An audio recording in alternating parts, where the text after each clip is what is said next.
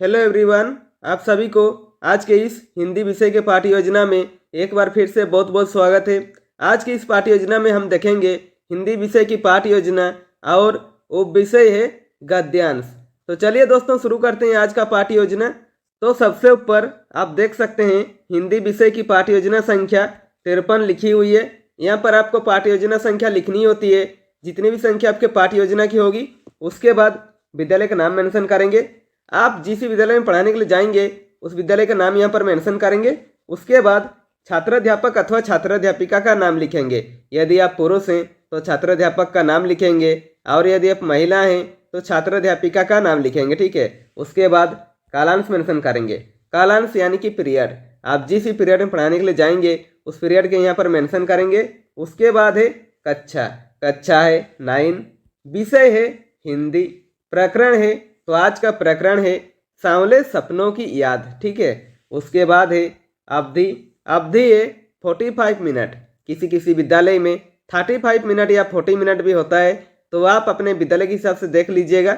उसके बाद दिनांक मेंशन करेंगे। ठीक है। तो दोस्तों ऐसे बहुत सारी वीडियो पाने के लिए आप इस चैनल को सब्सक्राइब कर लीजिए। और आप किसी भी विषय का लेसन प्लान चाहते हैं तो कमेंट बॉक्स में कमेंट करके ही बता सकते हैं।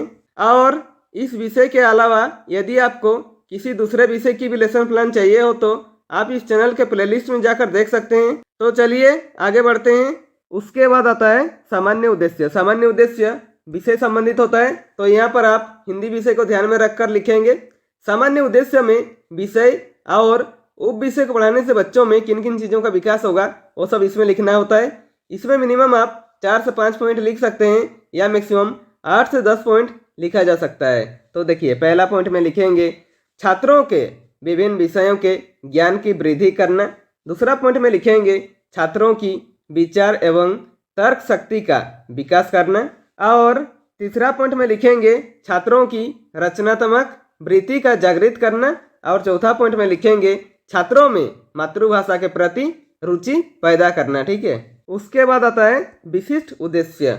विशिष्ट उद्देश्य कुछ ऐसे उद्देश्य जो कि टॉपिक से रिलेटेड उद्देश्य होता है, यानी कि छात्राध्यापक के द्वारा छात्रों को पढ़ाने के बाद छात्रों में क्या क्या बिहेवियर में चेंज आएंगे और उनमें किन किन चीज़ों का विकास होगा वो हमारे विशिष्ट उद्देश्य के अंदर इंक्लूड होते हैं। ठीक है। इसमें मिनिमम आप 3 पॉइंट लिख सकते हैं या मैक्सिमम 4 से 5 पॉइंट लिखा जा सकता है। तो देखिए पहला पॉइंट में लिखेंगे छात्र छात्रा लेखक जाबिर हुसैन के विचार को समझने में सक्षम होंगे।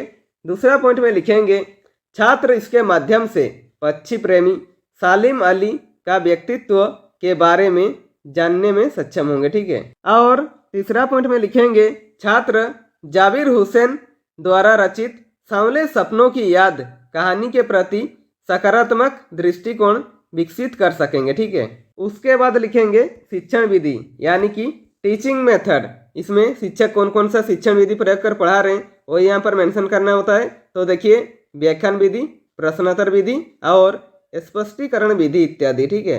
उसके बाद लिखेंगे शिक्षण सहायक सामग्री। इनमें वो सभी सामग्री आते हैं जो शिक्षक पूरे कक्षा यानी पूरा 45 मिनट पढ़ाने के दौरान प्रयोग करता है। जैसे देखिए चौक, डस्टर, श्यामपट, संकेतक और कक्षा उपयोगी सामग्री इत्यादि। ठीक है। उसके बाद लिखेंगे पूर्व ज्ञान। इसमें क्या लिखा हुआ है देखिए छात्र छात्रा सपने से परिचित होते हैं। ठीक है। उसके बाद आता है प्रस्तावना। प्रस्तावना प्रश्न किसी पाठ्य योजना का महत्वपूर्ण हेडिंग होता है, क्योंकि प्रस्तावना प्रश्न बनाने में सबसे ज़्यादा दिक्कतें आती है। तो देखिए प्रस्तावना प्रश्न का फॉर्मेट कैसे बनाते हैं। प्रस्तावना प्रश्न का फॉर्मेट 3 कॉलमों से बनता है। ठीक है। पहला कॉलम में लिखेंगे क्रम संख्या, दूसरा कॉलम में लिखेंगे छात्र अध्यापक क्रियाकलाप अथवा छात्र अध्यापिका क्रियाकलाप। ठीक है। और तीसरा कॉलम में लिखेंगे छात्र छात्रा क्रियाकलाप। ठीक है। इसमें मिनिमम आप 3 प्रश्न पूछकर प्रकरण निकाल सकते हैं या मैक्सिमम 5 से 6 प्रश्न पूछकर प्रकरण निकाल सकते हैं। ठीक है। इसमें सभी प्रश्नों के क्रम में क्रमबद्धता होनी चाहिए और पूर्व ज्ञान के आधारित होनी चाहिए। ठीक है।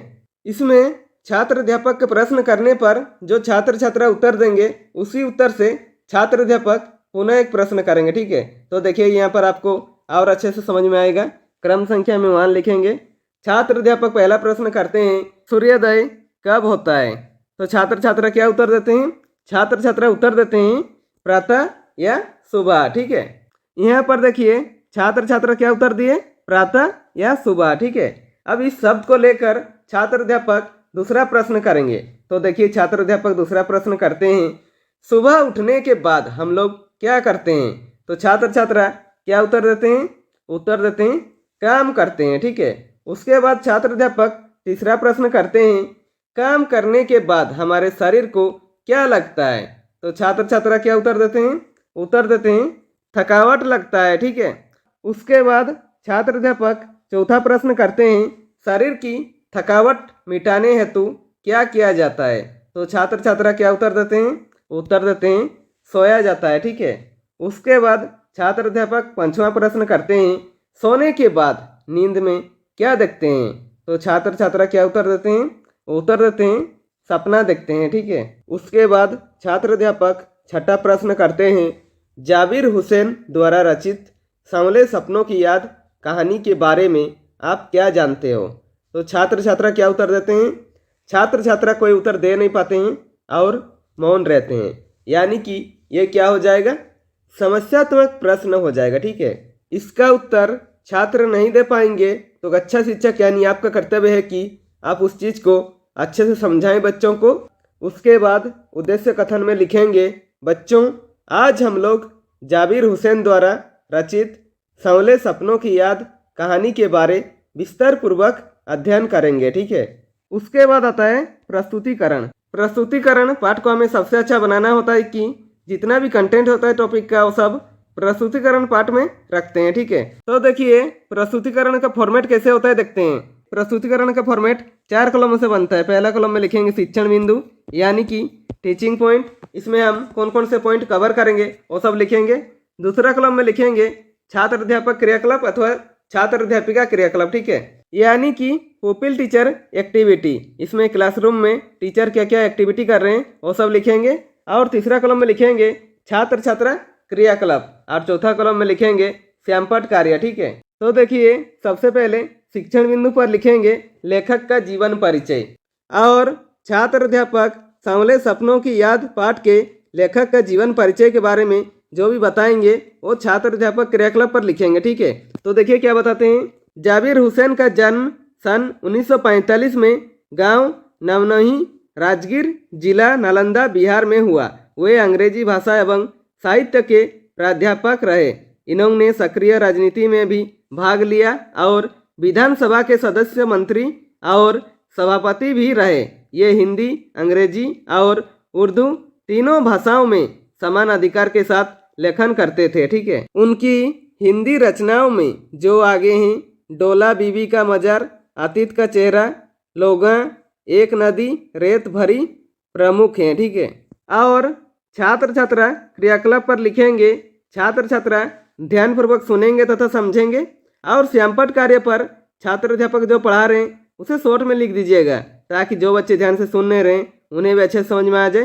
तो हेडिंग देंगे लेखक का जीवन परिचय। पहला पॉइंट में लिखेंगे जाबिर हुसैन का जन्म सन 1945 में गांव नवनही राजगीर जिला नालंदा बिहार में हुआ। ठीक है, दूसरा पॉइंट में लिखेंगे उनकी हिंदी रचनाओं में जो आगे हैं, डोला बीबी का मजार, अतीत का चेहरा, लोगा, एक नदी रेत भरी प्रमुख हैं। ठीक है, उसके बाद आता है बोधात्मक प्रश्न। इसमें छात्र अध्यापक बच्चों को जो पढ़ा रहे हैं बच्चों को कितनी समझ में आ रहा है ये जानने के लिए बीच बीच में एक या दो प्रश्न करते हैं। तो देखिए पहला प्रश्न करते हैं, लेखक जाबिर हुसैन का जन्म कब हुआ था। तो छात्र छात्रा क्या उत्तर देते हैं, उत्तर देते हैं सन 1945 में। ठीक है, उसके बाद छात्र अध्यापक दूसरा प्रश्न करते हैं, लेखक जाबिर हुसैन का जन्म कहाँ हुआ था। तो छात्र छात्रा क्या उत्तर देते हैं, उत्तर देते हैं गांव नवनही जिला नालंदा बिहार में हुआ था। ठीक है, उसके बाद शिक्षण बिंदु पर लिखेंगे सांवले सपनों की याद पाठ का सारांश और इसके बारे में छात्र अध्यापक जो बताएंगे वो छात्र अध्यापक क्रियाकलाप पर लिखेंगे। ठीक है, तो देखिए क्या बताते हैं, इस पाठ में लेखक हुसैन जी ने पक्षी प्रेमी सालिम अली का स्मरण करते हुए उनका व्यक्तित्व परिचय दिया है। सालिम अली की मृत्यु से उत्पन्न दुख और अवसाद को लेखक ने सांवले सपनों की याद के रूप में व्यक्त किया है। सालिम अली का स्मरण करते हुए लेखक ने उनका व्यक्ति चित्र प्रस्तुत किया है। यहाँ भाषा की रवानी और अभिव्यक्ति की शैली दिल को छूती है। ठीक है, और छात्र छात्रा क्रियाकलाप पर लिखेंगे। छात्र छात्रा ध्यानपूर्वक सुनेंगे तथा समझेंगे। ठीक है, उसके बाद शिक्षण बिंदु पर सांवले सपनों की याद पाठ का पहला पारा लिखेंगे। ठीक है, तो देखिए, सुनहरे परिंदों के खूबसूरत पंखों पर ... सपनों के गीत दोबारा कैसे गा सकेगा, और इसके बारे में छात्रोध्यापक जो समझाएंगे वो छात्रोध्यापक क्रियाकलाप पर लिखेंगे। ठीक है, तो देखिए क्या बताते हैं। इस पाठ में लेखक हुसैन जी ने पक्षी प्रेमी सालिम अली का स्मरण करते हुए उनका व्यक्तित्व परिचय दिया है। लेखक ने बताया वो ठीक एक सैलानी की तरह अपने कंधों पर बोझ उठाए पलायन कर गए, परंतु यह उनका आखिरी पलायन था, यानी वो मृत्यु को प्राप्त हुए। वो प्रकृति में ठीक उस पक्षी की तरह विलीन हो गए हैं जो आखिरी गीत गाने के बाद मौत की गोद में जा बसा हो। और छात्र छात्रा क्रियाकलाप पर लिखेंगे। छात्र छात्रा ध्यानपूर्वक सुनेंगे तथा समझेंगे। और श्यामपाठ कार्य पर छात्र अध्यापक जो सांवले सपनों की याद पाठ के जो पहला पारा पढ़ाए उसमें जो कठिन शब्द थे उसके अर्थ लिखेंगे। ठीक है, तो देखिए हेडिंग देंगे कठिन शब्दों के अर्थ। पहला है गणना।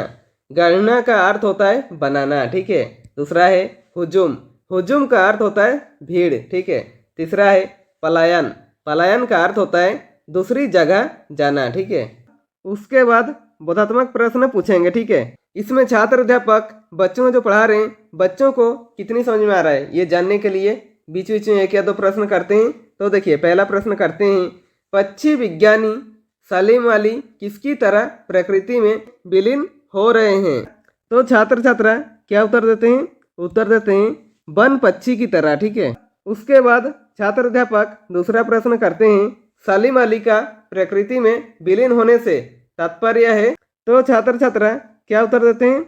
उत्तर देते हैं मृत्यु की गोद में जाकर सो जाना। ठीक है, उसके बाद शिक्षण बिंदु पर सांवले सपनों की याद पाठ का दूसरा पारा लिखेंगे। ठीक है, तो देखिए, मुझे नहीं लगता कोई इस सोए ... जादू से खाली हुआ है क्या?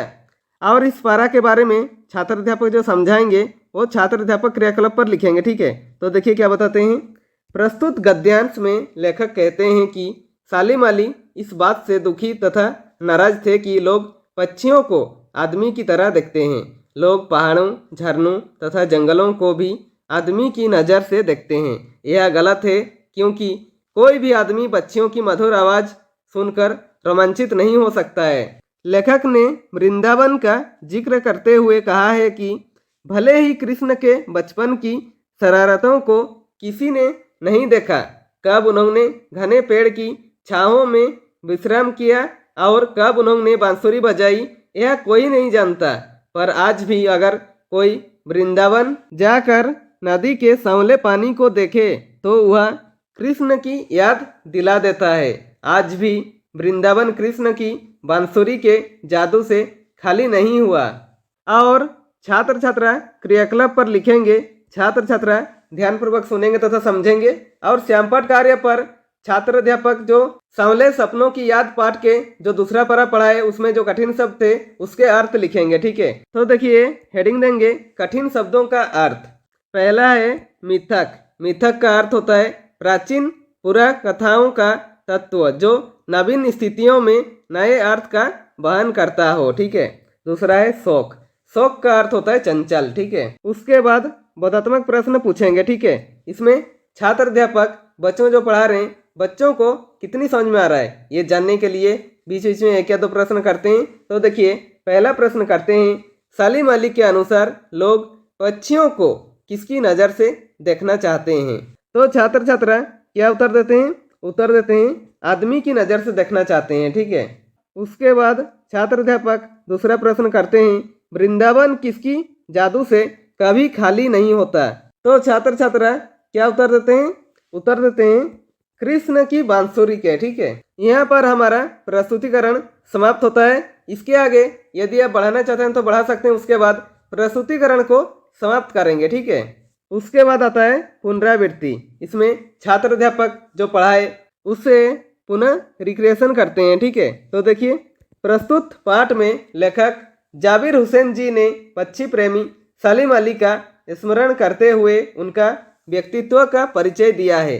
सलीम अली की मृत्यु से उत्पन्न दुख और अवसाद को लेखक ने संवले सपनों की याद के रूप में व्यक्त किया है। इस पाठ में बताया गया है कि कैसे सलीम अली पक्षी प्रेमी बने, कैसे उन्होंने साइलेंट वैली के पक्षियों को सही सुविधाएं उपलब्ध कराई। ठीक है, उसके बाद आता है मूल्यांकन। मूल्यांकन शिक्षक केंद्रित होता है, यानी कि शिक्षक अपना तथा छात्रों का भी साथ में मूल्यांकन करते हैं कि जो उन्होंने 45 मिनट का क्लास लिया बच्चों को कितनी अच्छी तरीके से समझ में आया, ये जानने के लिए इसमें मिनिमम 1 या 2 प्रश्न करेंगे या मैक्सिमम 3 से 4 प्रश्न कर सकते हैं। तो देखिए, पहला प्रश्न करते हैं, जाबिर हुसैन का जन्म कब और कहाँ हुआ। दूसरा प्रश्न करते हैं, सलीम अली का आखिरी पलायन कैसे हुआ था। उसके बाद आता है गृह कार्य। गृह कार्य पे ऐसे प्रश्न बनाइए कि बच्चों को घर पे जाकर वो चैप्टर अभ्यास करने का मौका मिले और आप उन्हें अच्छे से चेक भी कर सके। इसमें भी मिनिमम 1 या 2 प्रश्न करेंगे या मैक्सिमम 3 से 4 प्रश्न कर सकते हैं। तो देखिए, प्रश्न करते हैं, इस पाठ में लेखक ने सलीम अली के व्यक्तित्व का जो चित्र खींचा है उसे अपने शब्दों में लिखिए। ठीक है, तो दोस्तों इसी के साथ हमारा आज का लेसन प्लान कंप्लीट होता है। यदि वीडियो पसंद आए तो लाइक कीजिए और ऐसे ही बेहतर वीडियो पाने के लिए आप इस चैनल को सब्सक्राइब कर दीजिए और बेल आइकन को दबा दीजिए ताकि मेरे सारे वीडियो आप तक पहुंचती रहेगी। और हो सके कैसी लगी वीडियो कमेंट बॉक्स में कमेंट करके बता सकते हैं।